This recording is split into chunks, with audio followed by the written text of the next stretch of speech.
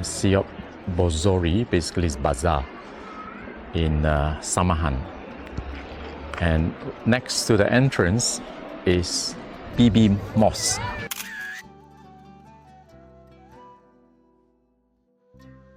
Opposite Bibi-Khanym Mosque is Bibi-Khanym's Mausoleum, her tomb.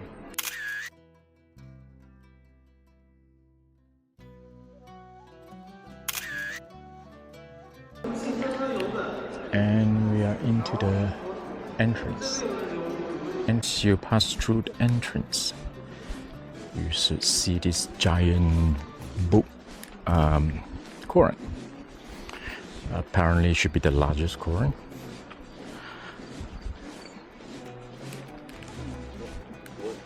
And then underneath there is actually holes. Due to the reflection you may not be able to see it, so maybe I go to the other way around to show you. You see there's holes? So rumors has it that, or legend,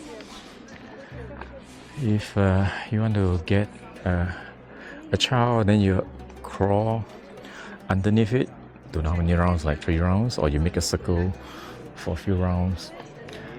In Chinese it's like 观音求子, yeah, similar effect.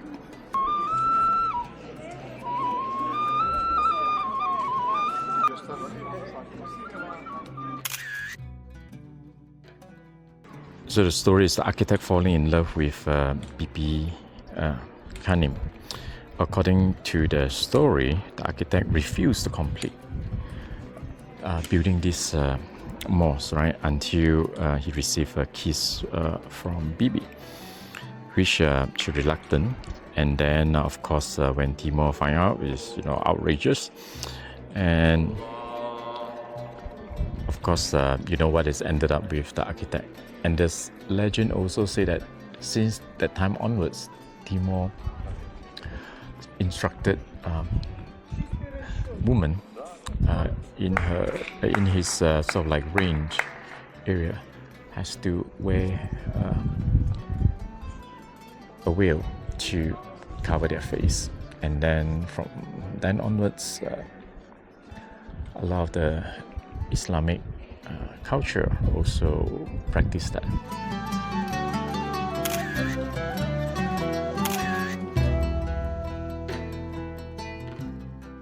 We're not allowed to go in because if you look carefully, it's actually need a bit of repairing.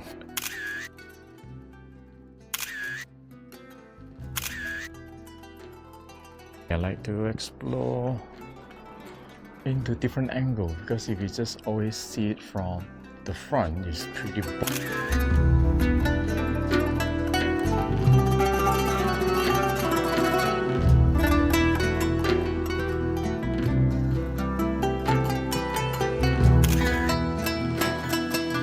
wow. So how high is like 130 feet. Even this itself is 115 feet. If 10 feet is 1 story, that is about 11 story tall.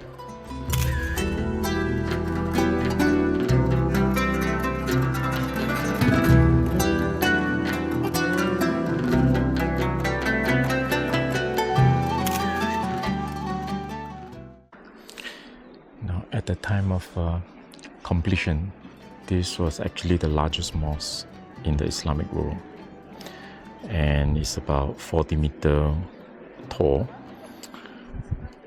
That's about 130 feet.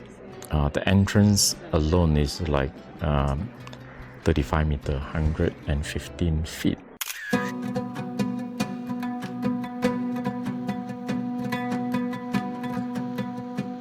That's a new structure of the restoration, and that is the original one.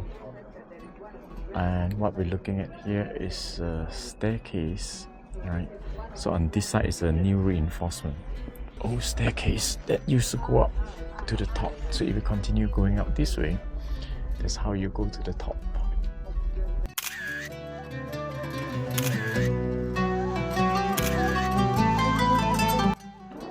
On the left side of the mosque, they converted to become souvenir stores.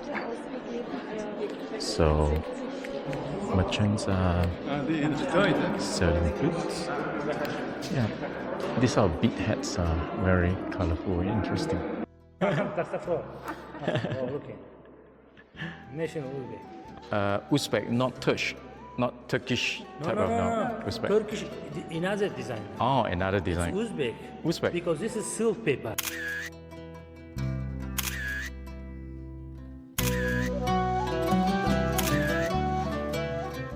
From here also we can have a good view about Samarkand because it's on the hillside. Let's take a look. We walk through this overpass. Now the overpass, you'll have a good view of the highway. Shah-i-Zinda Mausoleum is on the other side. Wow, it looks impressive.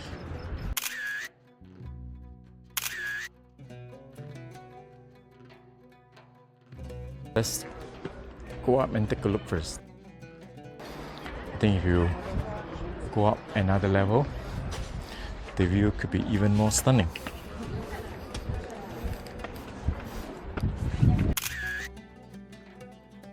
Yeah, now let me take a quick tour first.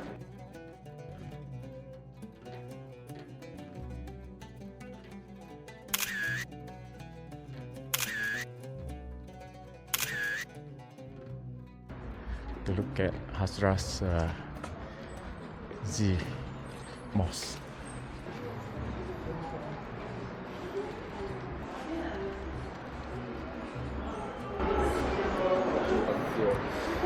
The mosque has a great view, and the Bibi Mosque probably is one of the oldest because it probably traces back to 8th century. If you look at the architecture, it's close to the Tibetan style more than Islamic, and then later on, you know, they converted to become a mosque. Hence, it has a unique cultural influence by different culture, and it was so like damaged by the Mongolian back in 13th century, and then now fully restored on the 19th century. The mosque is named after Hazrat Khizr. It's an important figure. It's Islamic world.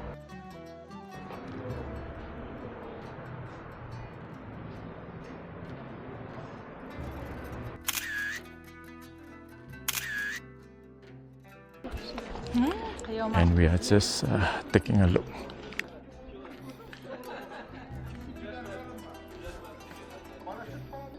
The tomb is very clean and nice. This is cemetery.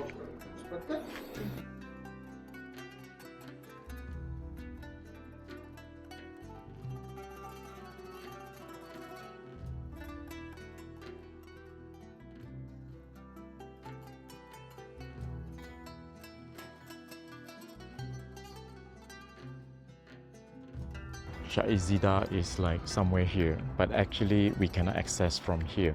Now I have to walk back to the main street and turn left. Shortcut here. We're going to Shah-i-Zinda necropolis. It's actually about the living king. So Shah-i-Zinda means the living king, referring to the legend of Khutam Abbas. I think it's a cousin of Prophet Muhammad, said to be buried here. So inside, you can see it's very interesting because of the staircase to go up.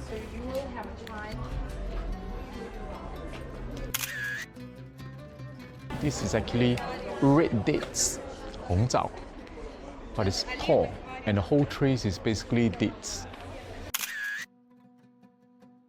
Okay, we're going to walk up the stairs. Better come here when your legs still can walk.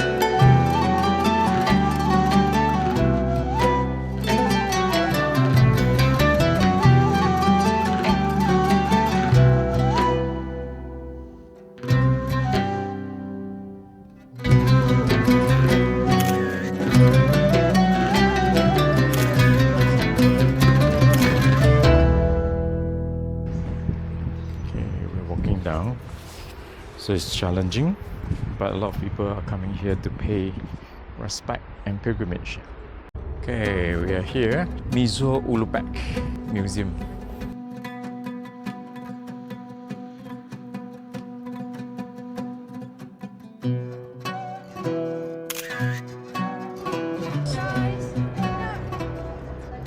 Ulugbek. So that is a statue. The museum is super busy and noisy. It displays a lot of history from Timor. So on this side you can see the family tree. So this is the family tree. So Ulugbek is Timor's grandson and his favorite grandson. He actually self-organized the wedding for Ulugbek, and during the wedding he awarded a few territories to him, and that's actually how they measure, because there is a little hole on top. So here's a model showing. If you see on the top right here, that's where the light is shining through. So it depends on the angle that it hits. You can actually observe the stars and the angles. So this is a stone marking. So his prediction of how many days in a year.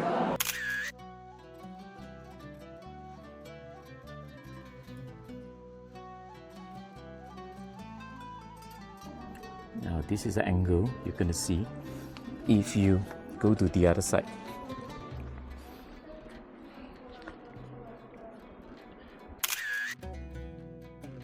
This is the entrance to Amir Timur Mausoleum.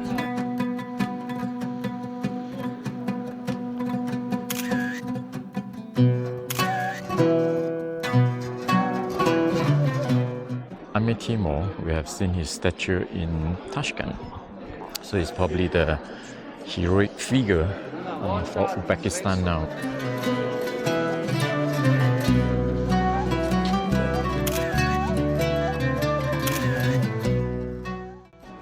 Getting crowded.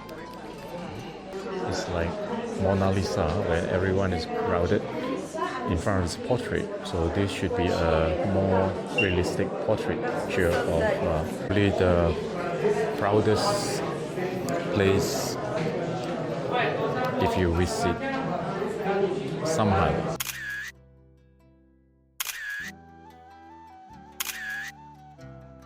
He died on his last conquer, trying to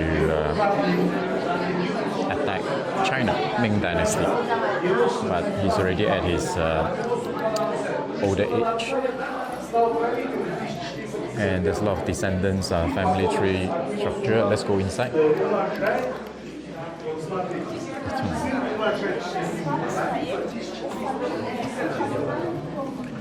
And here is the mausoleum.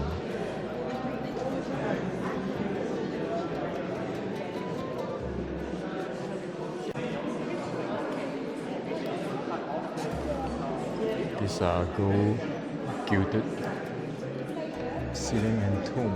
It's really impressive. It's probably the most impressive dome we have seen.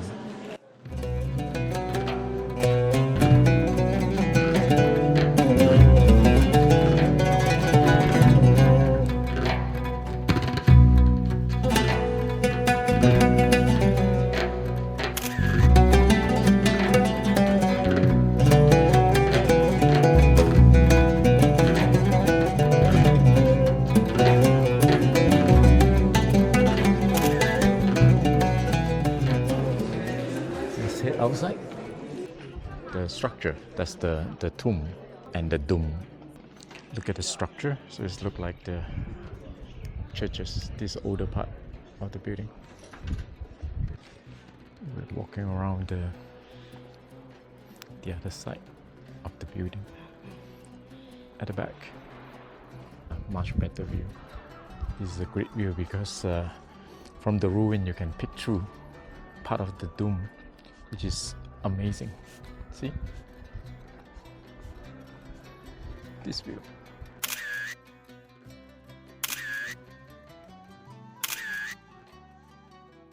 Now the structure you're seeing in front is like a tub. So in the ancient time, most of the army, when they go for a conquest, they will use stone, right? Every soldier pass by going out, put a stone there. So let's say 10,000 stone. On the way back, the surviving soldier would take a stone.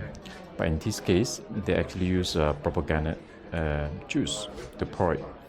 So it depends on how high is the water. It's the measurements when that means every soldier going out will pour a cup.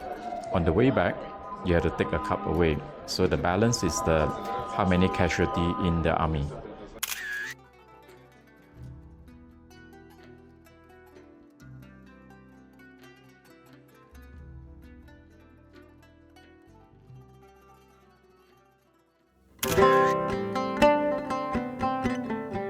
Yeah, as I look at the restoration, during I think 16th century, there's earthquake, totally demolished.